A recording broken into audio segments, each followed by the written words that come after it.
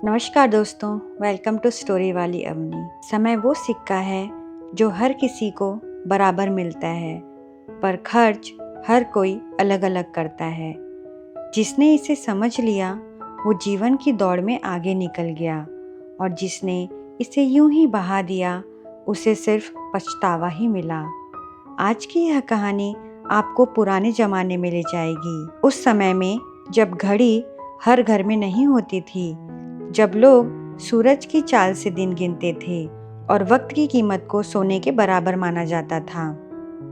लेकिन सब वक्त की कीमत समझते हों, ऐसा नहीं था।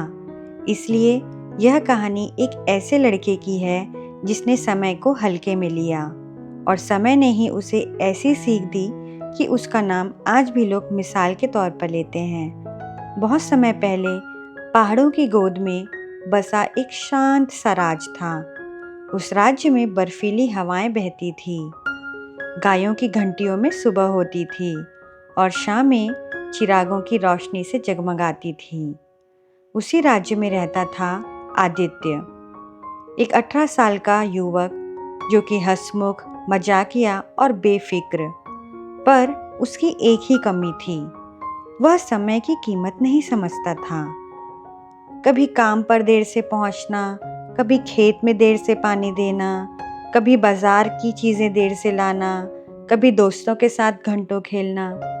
उसके पिता वेदानंद गांव में एक सम्मानित बुजुर्ग थे, अनुभव से भरे और समय के बेहद पाबंद। पर आदित्य हर बात पर यही कहता, अरे पिताजी, समय तो लौटकर फिर आ जाता है, चिंता क्यों? वेदानंद हर बार मुस्कुराकर कहते, नहीं बेटा, सिर्फ मौसम लौटता है, समय नहीं।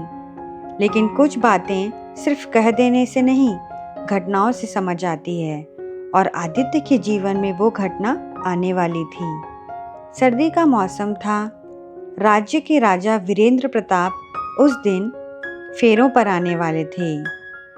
गांव के हर घर में तैयारी चल रही थी, रस्सियां कसी जा रही थी, खपरेल की छतें ठीक हो रही थी, और लोग अपनी फसलों को साफ सुथरा दिखाना चाह रहे थे। राजा अच्छे कार्य करने वालों को सम्मान भी देते थे और लापरवाह लोगों को फटकार भी। आदित्य का काम था सुबह सुबह खेतों की सिंचाई कर देना, लेकिन उसे रात को देर तक बाजार में, मेले में नाच गाना देखने का शौक चढ़ गया। वह देर रात लौटा और सोने चला गया। सुबह उसके पिता उसे उठाते हुए बोले, जल्दी उठो आदित्य, आज राजा के सैनिक रास्ते से निकलेंगे, खेत तैयार होना चाहिए। आदित्य नींद में ही बोला, अरे अभी तो बहुत समय है, सूरज भी ढंग से नहीं निकला। पिता बोले, समय किसी के उठने का इंतजार नहीं करता बेटा।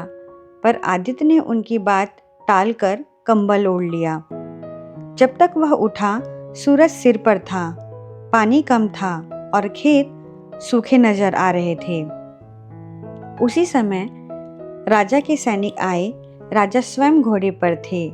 उन्होंने गांव की तरफ देखा, सब बढ़िया, पर आदित्य का खेत बुरी तरह सूखा। राजा ने कसैली आवाज में कहा, इस खेत का मालिक कौन है? आदित्य हड़बड़ाकर सामने आया, जी जी जी मैं। राजा बोले, इतने सूखे खेत जुर्म के बराबर हैं। किसान अपने खेत से ही जीता है, और तुमने अपने समय से खेलकर अपना भविष्य सुखा दिया। सैनिकों ने उसकी गलती दर्ज की। गांव वालों की निगाहें झुक गई। पिता के चेहरे पर दुख साफ था। उस दिन पहली बार आदित्य को समय की चुभन महसूस हुई। पर असली झटका अभी बाकी था। सर्दियां बढ़ रही थी और गांव में चरवाहों को जंगल की ओर भेजा जा रहा था। गांव के मुखिया ने सभी लड़कों को जिम्मेदारी दी, पर वेदानंद ने कहा, आदित्य नहीं जाएगा, यह जिम्मेदार नहीं है। आदित्य को यह बात मानो चुभ सी गई। उसने मन ही मन सोचा, क्या मैं इतना निकम्मा हूँ? मैं भी साबित करके दिखा दूंगा। दूसरे दिन वह खुद मुखिया के पास गया और बोला, मुझे भी चरवाहों के साथ भेज दीजिए, मैं जिम्मेदारी निभाऊंगा। मुखिया ने सोचा, शायद लड़का सुधरना चाहता है। उन्होंने उसे जिम्मेदारी दे दी। अगली सुबह सभी चरवाहे तैयार हुए। जंगल पहाड़ी की चोटी पर था, जहां पहुंचने में 4 घंटे लगते थे। सभी ने सूरज उगने से पहले निकलने का नियम बनाया, पर आदित्य फिर देर से उठा। दूसरे चरवाहे बोले, चलो उसे आने दो बाद में।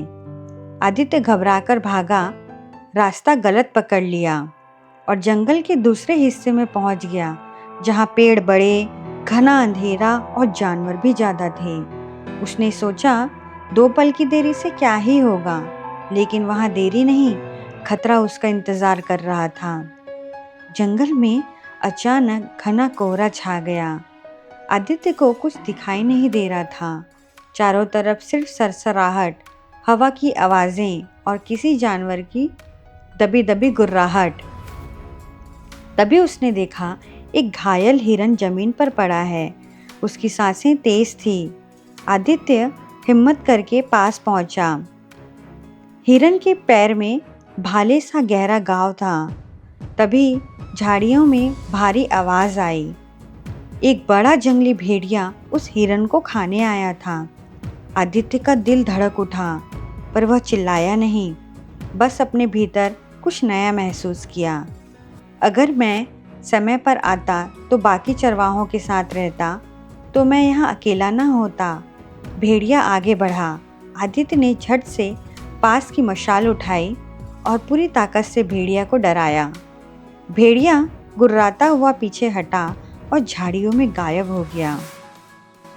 आदित्य ने कांपती आवाज में कहा, समय ने आज अगर मुझे 1 मिनट और भी देरी कराई होती तो शायद मैं वापस नहीं जाता। उसने हिरन की मरहम पट्टी की और उसे थोड़े समय बाद छोड़ दिया। वह फिर चरवाहों तक पहुंचा। सबने उसे देखकर राहत की सांस ली, पर असली बदलाव आदित्य के दिल में आया था। जीवन में पहली बार वह समय के हर सेकंड को सोने से भी ज़्यादा कीमती समझने लगा। अब आदित्य हर सुबह सूर्योदय से पहले उठता, खेत समय पर सींचता, मवेशियों को समय पर चराता, काम समय पर करता और पिताजी के हर आदेश को सम्मान से मानता। गांव में लोग अब कहते, जो लड़का देर से उठता था वह अब सूरज से पहले जाग जाता है। एक दिन राजा वीरेंद्र प्रताप दोबारा गांव आए। इस बार गांव के खेत पहले से बेहतर दिख रहे थे। उन्होंने पूछा, यह सुंदर और हरा भरा खेत किसका है? मुखिया बोले, महाराज, यह उसी लड़के का खेत है जिसे आपने पिछली बार फटकार लगाई थी। अब वह समय का इतना पाबंद है कि पूरा गांव उदाहरण देता है। राजा जी मुस्कुराए। उन्होंने आदित्य को बुलाया। समय की कीमत अब समझ आई? आदित्य ने झुककर कहा, हाँ महाराज। देर से उठकर मैं जिंदगी की बहुत बड़ी सीख खो रहा था। समय मेरा इंतजार नहीं करता। मैंने यही बात देर से समझी। राजा ने उसकी पीठ थपथपाई और कहा, जो व्यक्ति समय का सम्मान करता है, समय भी उसका सम्मान करता है। आदित्य की कहानी आज भी पहाड़ों के उस शांत राज्य में सुनाई जाती है। लोग अपने बच्चों से कहते हैं, देखो, समय सबसे बड़ा धन है, इसे खोया तो सब खोया।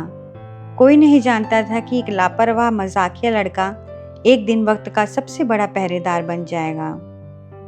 पर हुआ, क्योंकि वह समझ गया था कि समय की कीमत हर सांस से भी ज्यादा है। अगर इस पुरानी कहानी ने आपके दिल की घड़ी को थोड़ी सी टनटन करवाई हो, अगर लगा हो कि समय वाकई अनमोल है, तो बस यूँ समझिए, आपने कहानी का असली संदेश पकड़ लिया है। और अब अपने समय का सिर्फ 2 सेकंड और निवेश कीजिए, लाइक कर दीजिए, कमेंट में लिखिए समय की कीमत समझ में आई और सब्सक्राइब कर लीजिए। लेकिन अगली कहानी का समय आपसे ना छूटे, क्योंकि अगली कहानी आपके दरवाजे पर दस्तक देने ही वाली है। बाय बाय दोस्तों, थैंक यू सो मच।